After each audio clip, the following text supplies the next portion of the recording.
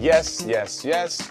Welcome to another episode of Hip Hop Hooray, Men Talking Health. I am your MC for this evening. I am Oya Gilbert, and we got a really, really boss program for you today.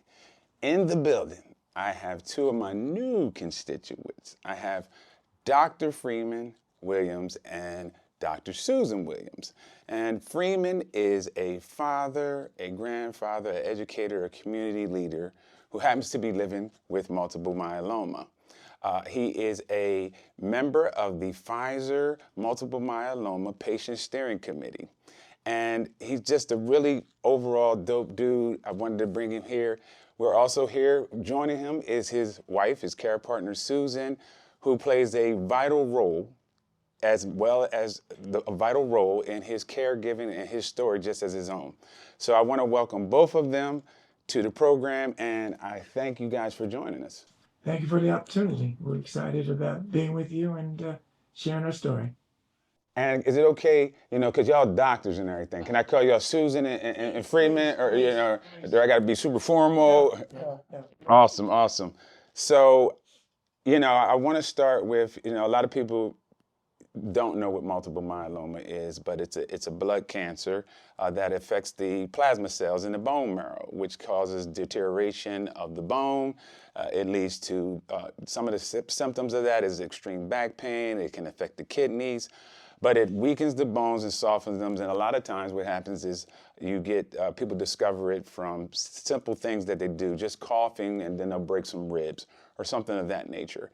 But for Freeman, I want you to kind of go back prior to being diagnosed, and what was your life like, and tell us how you got to the diagnosis. Well, before we found out about multiple myeloma, we had a great life. I have a wonderful wife who was, my partner.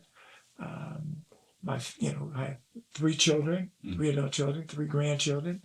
I had a very successful career that I enjoyed, and just was really focusing on that next phase, moving into retirement, looking at the opportunities that were going to be in front of us, the opportunity to travel and some consultancies and some other things that we talked about doing. And so we were very, very excited about that part of the journey and looking forward to it.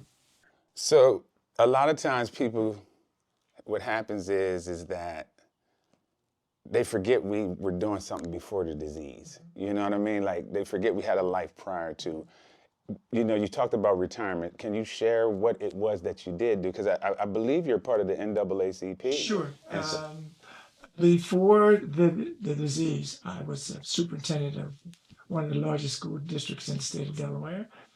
Was involved in a number of community events, very active physically in terms of exercising and playing a little basketball, but not as much as I did before. But You got a little bit of skills? You got some? Yeah, a little bit. I was fine. But also, as a couple, we walked and we exercised. We did a lot of things in terms of physical, being physically engaged and just traveling and just enjoying our respective families and a lot of yard work. And so we were just really, really very active and just enjoyed each other's company and our family as well. Susan, I'm definitely going to get to you, but so this is what you were doing prior to the diagnosis. Yes. What was happening that led you to say, hey, maybe something's not quite right? What was going on there? Well, for me, I was going through a period of denial because I've always been a workaholic, and I'm sure my Sorry. wife is probably My eyes tell everything. and is probably telling the real story, and I just didn't even think about being sick because I had been very fortunate. I had never ever confronted any real illnesses. The only thing close to that was I had 2 knee surgeries and I had my Achilles repaired, but no extensive hospital stay or being sick. And I worked and enjoyed my job and continued to do that. And so I did notice that I was feeling a little sluggish, a little slower than normal. And I could tell that some of my suits were not fitting the way they did before.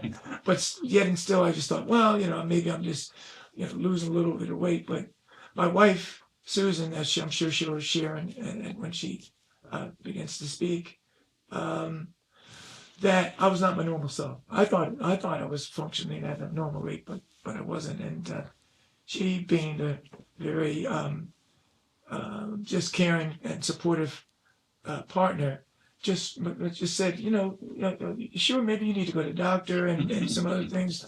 It's always the women that do it, you know what I mean? Just didn't. I was not, thinking clearly, and I didn't respond. And so, she can. There's a story, and I'm sure she'll be able to tell it, to articulate, our come to Jesus meeting, so to speak, and when I actually ended up going in the hospital. Right. So what was you experiencing? And then Susan, I want to go right to you on that. What were you experiencing besides, you said the weight loss, obviously, but. And I was just tired, and I, had a cough.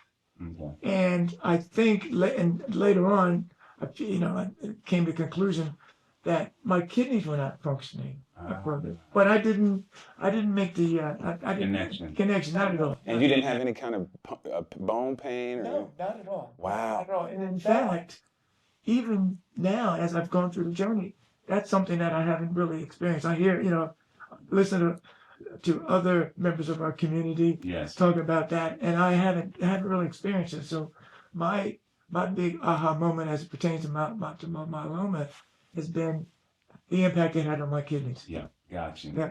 Susan, we here.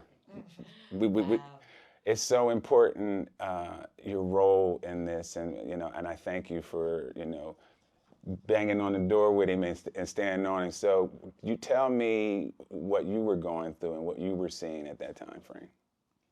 Intestinal fortitude. That is my husband.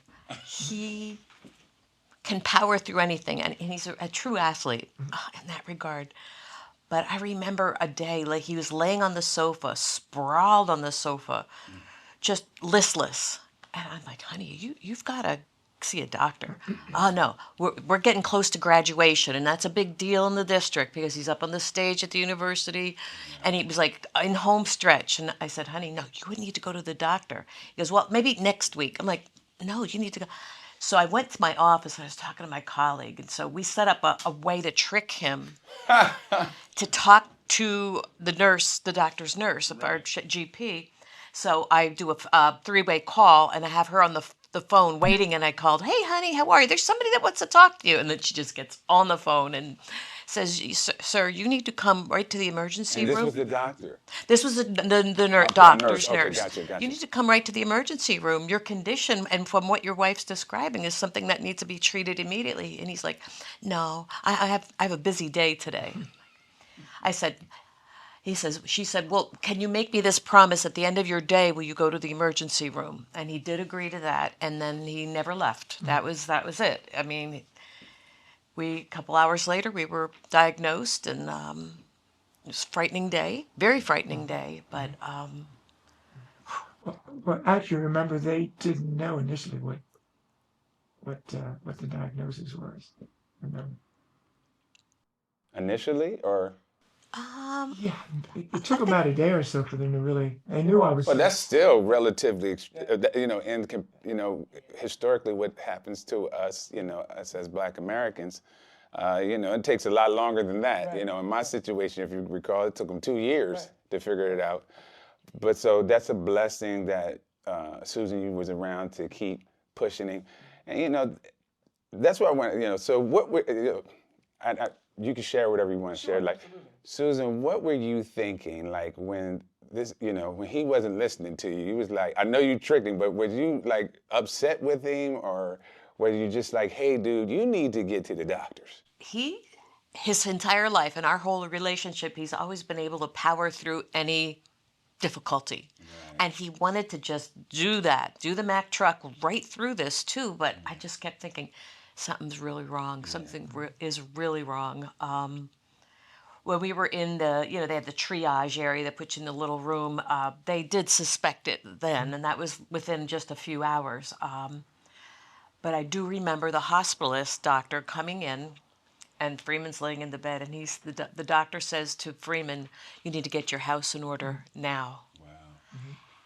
And I could see his attention was with the doctor now. And we both were like, "Whoa, this is a big deal. This is not just some virus or something. This is a big deal." Yeah, that was a really an interesting experience, because when people started, when the doctors, the team of doctors started talking about multiple myeloma, I have to really be candid about it. I had no idea. I really didn't. I really did not understand any aspects, any features that were associated with it, and was just kind of, I'm really in a fog in a sense, Right. and really trying to come to grips with. So I have something. I don't know what it is, Mm-hmm. and then I started thinking about my family and everything else, and so it was really kind of being in a place of how can I phrase this? Being in neutral, where you really don't know, do I go left, do I go right? What do I do? And just fortunately for me, my wife is wonderful, but she is very, very focused. And once we heard the term, my wife instantly Went to work. and Yeah. really started doing the research, started getting doing the investigation, and really took on the role of being the person that was going to be a caregiver. I mean, we didn't even know, we weren't looking at it from that term. Right. We've always made decisions about any aspect in our life based on facts and based on having all the data and all the information, and being able to look at options and then being able to move forward. And this was a situation where, and at least initially, we didn't feel like you could do that, because we didn't even know anything about the disease and its impact and everything associated with that. So Susan really took on the role of excuse me, gathering information, and then we started our efforts in terms of understanding. And then it was probably the first time after a while I started thinking about that we were, I know it's a kind of a trite phrase, but we were a corporation, a company, and it was the Freeman Williams Corporation, and we were the major stockholders, and we were going to make decisions about moving forward. And so we've used that little analogy to really allow us to be prepared as we've moved in different segments of the journey to make decisions about what are the next steps. Gotcha. So, I'm sorry, go ahead. No, I was just going to say, and it's been helpful to use that as a prism to do things in an informed way, not minimize the information you're receiving from experts, but you have to understand that you need to get as many different opinions and pull all the information together, and then also do your own research so that when you're having a conversation, you can really, it's not one way, it's two-way, and ultimately you're in a better position to make what ultimately happens to be the best decision. Yeah, I couldn't agree with you more. To be educated, there's an old, if you remember the G.I. Joe cartoon, he used to say, there was a little tagline where he would say, and knowing is half the battle. And it's so important to be educated with anything, but it's particularly this disease. So what was briefly, what was the treatment that you wound up having? Okay. And then Susan, I would love to know what it was like for you being his care partner, after the treatment process. Well, I guess I'll start at the early phase, and Susan, please jump in if I miss any of the key features. So when we first, it was 2015. It was actually in May, and so we started it, and so I was in the hospital for a couple of weeks, and so they were trying different things, and then they outlined, and then obviously the other piece of it was the impact it had on my kidney. So we were dealing with the whole issue of the multiple myeloma, and then the kidney aspect. Right. And so in some respects, as we're going through the journey, the kidney aspect overrode the multiple myeloma because of having to ultimately it was up front, and you had to respond to it instantly. And the fact that you had to make some real specific decisions about, well, are you going to go on dialysis, which was a whole new set of experiences. And so we did that, and then there was a time when I was getting chemotherapy, I was on dialysis, and being the And working full yeah, I was time. going to say He went back to work full not being time. not being the Told you, sharpest intestinal for yeah. not being the sharpest knife in the drawer. You know, I just thought, well, I'm going to do this, and I'm going to go back to work, and and I'll do this for a while, and then then I will work out a plan for me to retire and everything else. But it was um, it was so tiring to you could do chemotherapy, and then you had to do dialysis 3 times a week, and people were, I mean, as when I tell the story, people were amazed that it was probably what I did that for maybe 3 weeks or so. What's The All the chemotherapy, regimen, all the different aspects of it. It was I didn't and I wasn't it's more than that. was it? Yes. Go ahead. So yeah, it was that day we found out it was my last day of work ever. I didn't clean out my office. I was there for him. Wow. And we had to get him right on dialysis. That was really important. And then he stayed on chemo until he could get his numbers knocked down enough to do the stem cell therapy, because that was going to save him. If he didn't get that done, and if he couldn't get, it was like a May to, was it October or November? He stayed on dialysis and stayed on chemo at the same time so that we could get. Working. Well, he did eventually retire. Okay. So he worked through June. Thank you, Jesus. I know. He worked through June, and then he finally, he had enough sick days built up that he really technically didn't retire till February. But this was full time. I mean, we drove back and forth, dialysis, and he obviously couldn't drive, so we did all the driving, and just as we're just negotiating too, healthcare expenses are we covered?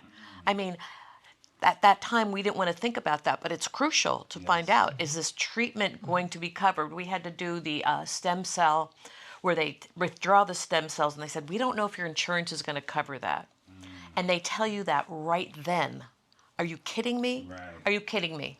So I definitely went in high gear, and I made sure I called everybody in the company and saying, this is it. And we didn't end up with a bill, but it was just the beginning of those fears of saying, when we look at the cost of the chemotherapy, the cost of his maintenance immunotherapy drugs, it's astronomical. And just the taxing on you mentally. Right.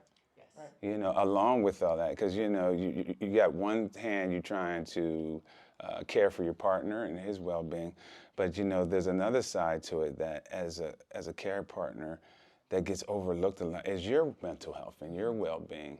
And so I pray that I'm sure there's no manual to it, because like you said, you didn't know anything about the disease, but I'm curious to see how you manage that portion of it while still trying to take care of your husband. The hardest day was the day I thought, this is my person. He's my person. This is not acceptable. Not acceptable. And I cried that day and let myself fall apart. Everything I could possibly do to get my emotions out. Right. And then I have a military background, and it said, okay, we got to get organized. This is, I don't want to do this, but we're going to do it. We're, just everything, everything. I just started making notebooks and calling places and finding out, interviewing doctors down the line to say, what are we going to do? What's the next move? What happens if he doesn't go off dialysis? What are the options there? What happens if he doesn't respond to the stem cell? What are the next treatments? And she is so organized, and also mentally tough and really someone that you really wouldn't want to mess with. He often said that about me. Let me just put it like Were you a that. street fighter? But Like, maybe. People know that I'm tough, but she's there on the same level. Well, Beyond some of it. it sounds like, well, first of all, thank you for the service as well. It's amazing how important it is, and you can see with any illness, any type of illness, how important it is to have a care partner in that space, and to have someone that has that drive, as you did, Susan. So we give you mad kudos for that. I know it wasn't easy. I'm not. I sit here in that same space, understanding that it's not easy for a care partner, but we tend to overlook that because everything's just the high beams and the focus is on the patient. And and I get it to some extent, but it's important that to me to highlight the fact that it's important for the care partner to. I remember one day a doctor came in and he was talking directly to Freeman, and Freeman's kind of out of it with all his medicine, and I finally had to snap my fingers at the doctor and said, "You need to talk to me." I mean, really? Right, that part. I mean, and I don't like being that because women can, oh, well, she's one of those. I'm like, no. I'm one of these. Yeah, I'm about him. He wasn't going to remember everything you're telling him. I had to hear it so that I could tell him later and reinforce it. So we've really made a pact, and actually it's reciprocal when Susan has to go to the doctor. We always go as a pair, and we always, because I think you have to. I think it's important that you have two people listening carefully, and then to be able to go back and kind of synthesize what was shared, and then to figure out, so what are your next steps? So we try to not make split decisions on the spot, because I think because you're not, many instances people are just hitting you with information for the first time, and you're not in a space where you can really make the best decision. So we really reinforce that with any doctors that we deal with, or dentists, or anyone else. It doesn't matter. It's just a way that we function and operate. And I think it's been very, very productive for us, and I think it's allowed us to make the best decisions in the best time frame and the best space. And it's just reinforcing to the medical professionals that we respect you, that you have the expertise, but no one knows if it's me and or her. You don't know the patient and how people are feeling, and I think sometimes people minimize that. So I think you have to reinforce that you're going to speak up for yourself, and that you are going to make decisions that are informed decisions from your vantage point, but that you're not going to just take one individual or sets of or a team of people. You're going to. It's almost like you can make the analogy that if you're going to buy a car, you don't buy the car from the first dealership you stop off at. You do some research. You do some research, and also I found that if medical professionals are not comfortable with that, then what they're telling me is that you're probably not the best group of people to work with me, because you should feel comfortable that you've shared the best bit of information that you have at your disposal, and that the patient and the patient's caregiver and partner, they're going to go out and do their due diligence. And there's nothing wrong with that. And then ultimately, when it's time to come back and make a decision, everyone will be in a better place. I understand. So, go ahead, Susan. I'm sorry. It's so important that when you're going to have maybe 10, 15 minutes with a specialist that has the knowledge that you need them to impart, that you got to come with an army of questions and what if questions, and what's going to happen next, and how is this. If you don't have, I would come every time with a list of questions, and they would dread it, but at the same time, we only had a little bit of time, and then we're going to leave, and we're going to go to Dr. Google and find the answers. No, Right. we want it from the expert. Like what? And I remember asking a lot of questions at Penn, and they were like, "Oh, those are really good questions." I'm thinking, yeah, we need to have more resources where people can go to that and find this information. And finally, I found that out there through IMF and what's the other organization? The Health Tree? what is it? Health Tree? Or Not Health, but there's two. What the Blood Cancer Organization? Blood Cancer United now. That's it. Yes. Yeah, Those Used are to the be two. the LLS. Yeah. They just find my resources, and they actually will say, here are some questions you should ask. Yeah. Really important. And that's been helpful. That's been very helpful. Yeah, they are two credible and great resources. The International Myeloma Foundation, Blood Cancer United, which used to be the LLS, Yes. Right. and Health Tree is another one as well. I want to shift gears just quickly to the thought process of, men. And just like you're a little stubborn there, but I'm Yes. going to go ahead and Yes. just say that, you know what I mean? Just a little bit. Yeah, more than a little. Yeah, just a tad. Why do you, especially black men, why do you think we struggle with going to the doctors and getting checked out? What do you think that's about? I think it's part of just, being, growing up, and whether it's you come from a two-parent household or whether you come from a household that's driven by a single mom or a single dad, there's an emphasis on being strong, and that you have to, in some cases, be tough and just be masculine and all those other kinds of things or whatever, and so I think that plays a part, and that you don't want to ever show any signs of weakness, and I think there's some, besides that, I think there's some historical factors that are in because of all the things that African American males had to go through and still go through.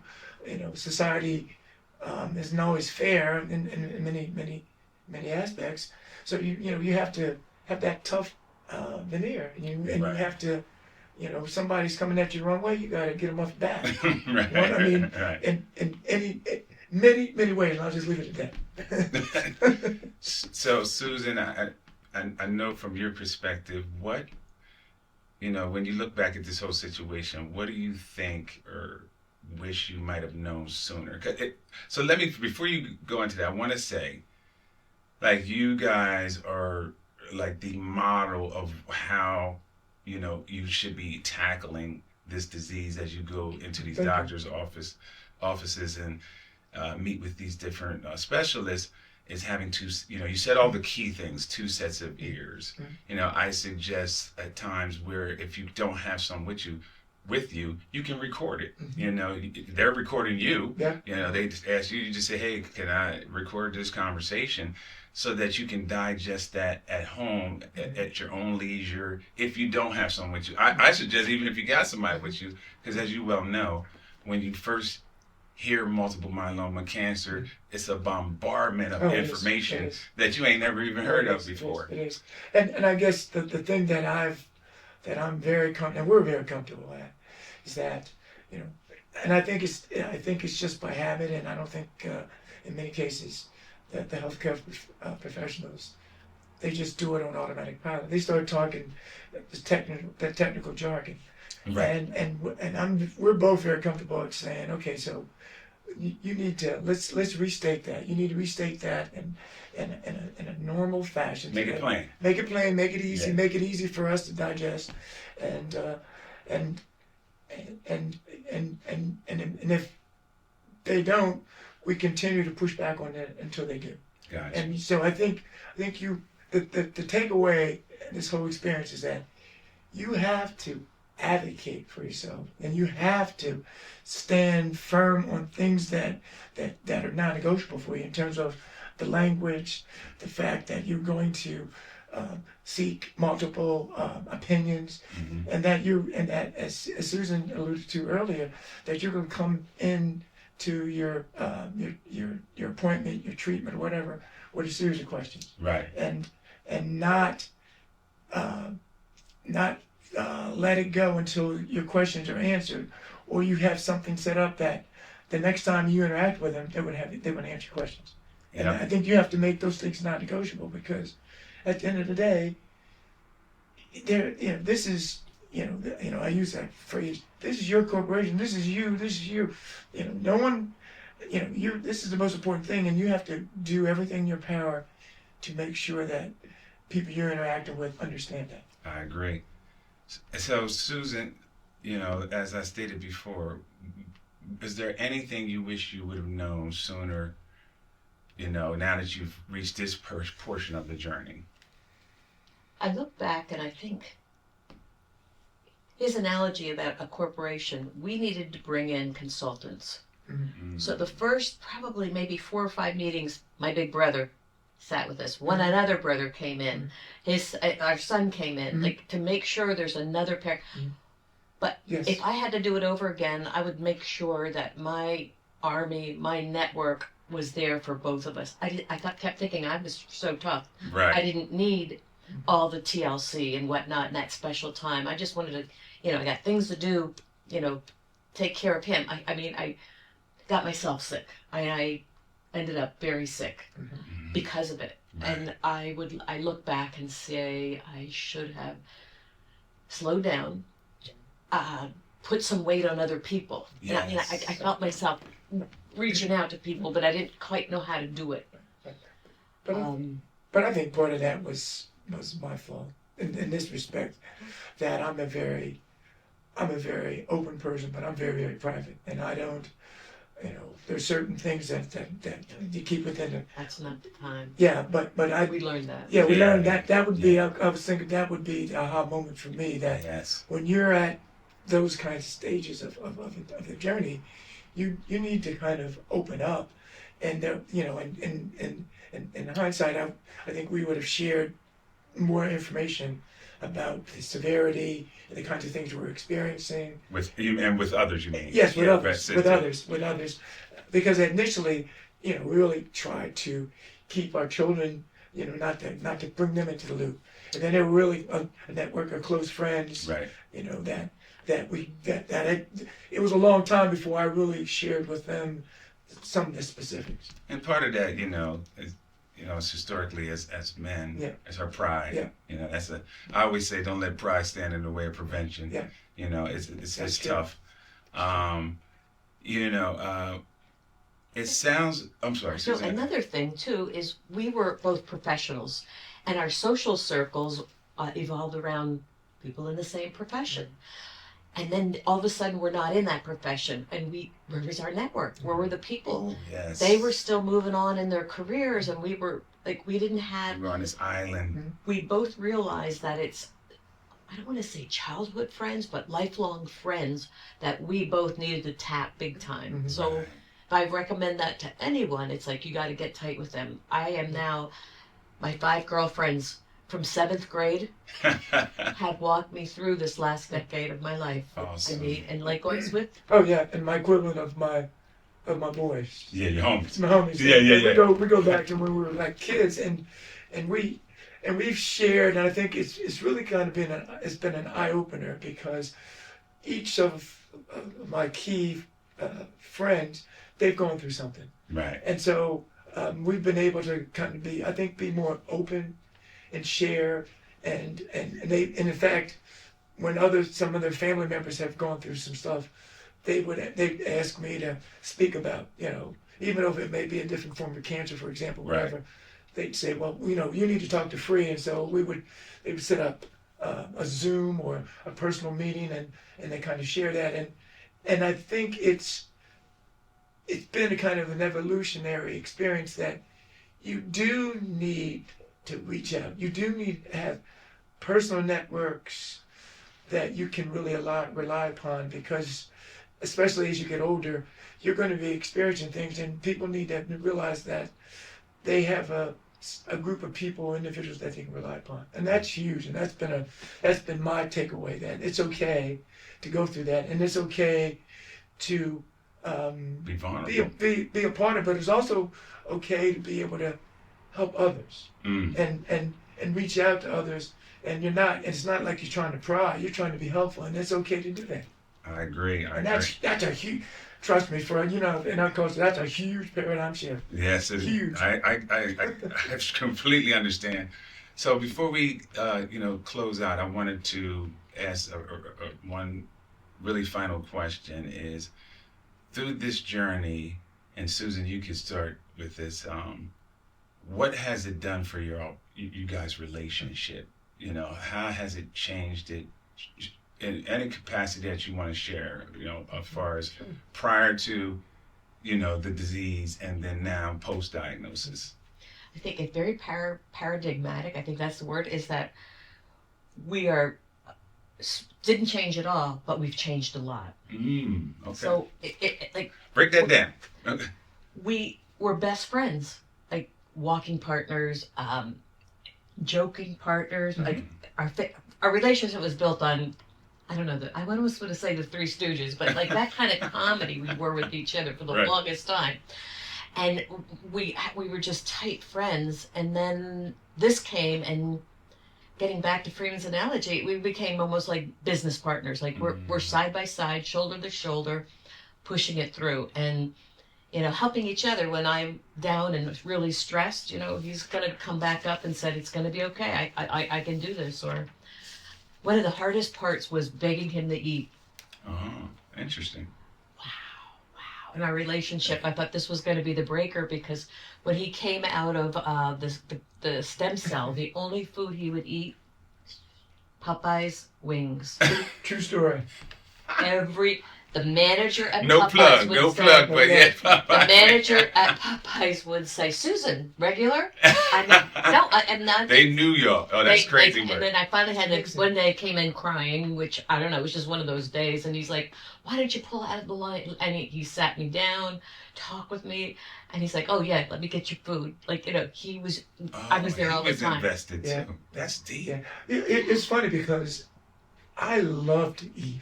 I mean, I was like, what was the old foodie? Oh, foodie. Mike eats anything. That commercial. That was me. Even though my physical stature, everybody says you're thin and whatever. Yeah, we slender. Yeah, slender. Yeah, we don't. I don't do the thin or skinny. We slender. Yeah, I like that term, by the way. But the fact that I don't know if you went through it, but the things that I loved, I had completely lost the taste, and in some cases, I never regained it. Yep, in some things, yes. And so it's changed, but I know that the term is about that we were exposed to, and I'm sure others were exposed to, about the new normal. That was a huge change of pace, because it made you realize that it's okay that you're not going completely back to where you were before, because life has changed, and you have two choices: adapt and adapt. Right. And not sit back and linger and pontificate about what you did before. Now you have a new set of opportunities. Maximize that. Take advantage of that. And so it really meant changing my diet. And again, my wife has been huge at that, because I still love Popeye. Not Popeyes. My sheep vegetables. Oh, jeez. She changed that. See, but it ain't nothing. Believe it about my them. gosh. Sheep vegetables. Oh my gosh. It ain't Purple nothing carrots. like having a great woman on your side. They will make you. They will morph you into something else. However, no one in America has been able to change me from being a chocolate. Oh, okay, yeah, I got you. Even that's hard. The kidney doctor, he says only one piece a day. When he says I'm rolling eyes, like, okay, bro. I hear you, but don't. Well, listen, I really, for starters, I really thank you guys for coming on the show. Thank you. I want to start there. This has really been a treat for me. A lot of people don't know that, I really don't go over the questions with my guests to really keep everything very, organic. I hate that, we use that word all the time. But I'm truly amazed at your relationship. Freeman, I've known you for a few years now. Yes. Participating with you on different steering committees. I just met your wife recently, just last weekend, to be honest with you. And I thank you guys for attending our event. Sure. And sharing, your story, because it's important. it's very important for people to understand that, when you're dealing with multiple myeloma and any chronic illness for that matter, to have a great network, a support system. I know it's not always something that can be done, because everybody doesn't have what you guys have, but there is different ways and channels to reach out to. You have great organizations, and y'all mentioned a few of them before. You have the International Myeloma Foundation, you have Blood Cancer United, you have HealthTree. Even in the space of Johnson & Johnson, they have That's My Word, that can get you educated about multiple myeloma, and Pfizer also has Told True. So those are some of the orgs I would suggest and .coms to get more educated about the disease. The important thing I want to say to men is, listen, dog, please go to the doctors, man. Don't be trying to be tough. All that stuff is, I recall when I was in the cancer ward and they would treat me and I wouldn't press the button to, for my symptoms that I was having. Yeah. And the nurse came in and said, hey, homie, this is not the time to be tough. This is our job. Our job is to make you comfortable. And so, I started clicking it all the time after that. But the point I'm trying to make is that us as Black Americans and brothers, we tend to let our pride get in the way of doing the right thing. And I say many a times, I think, hiding your health from your family is a very selfish thing to do, because there's a lot of people, as you can see with this family, there's a lot of people dependent on you. So on my show, and this might throw you guys off, I ask every guest the same question when I'm closing. I hope you're all ready. When you want to get excited, hyped up, geeked up, give me one hip-hop song that you like. We're going to age ourselves here. Oh, yeah. I'll let you go first. No, go. I love it. I gotta buy some time here. I'm really thinking about the whole like the double Dutch bus there. Okay, that's right. Yeah, the double Dutch bus. Get really. That's that dude. They ain't aging you, but that is around. That was an extremely popular hip hop song. Big time. So I'm a big Heavy D fan. Okay, come on with it. So back in the day, I would say, when he would say, overweight lover in the house. Yes. I would go around. My boys, we'd go around singing that because he did so many nice things of doing remixes with things that I'm a big songs you were familiar. Oh yeah, so he did that, and I was just devastated when he left us so early. Yes, because he had that. To me, he had that ability to kind of bridge the generations. Yes, he did. He did that, and I just Heavy D and the Boys. Heavy D, that's right. So I thank you guys. Two great choices. Rest in peace to Heavy D. Who also passed away from illness. And at 47, I think, right? Yeah.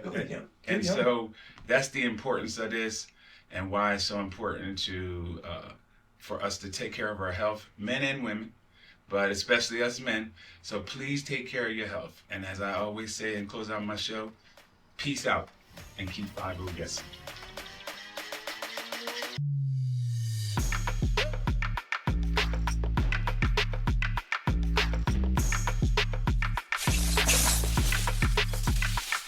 Hip hop hooray!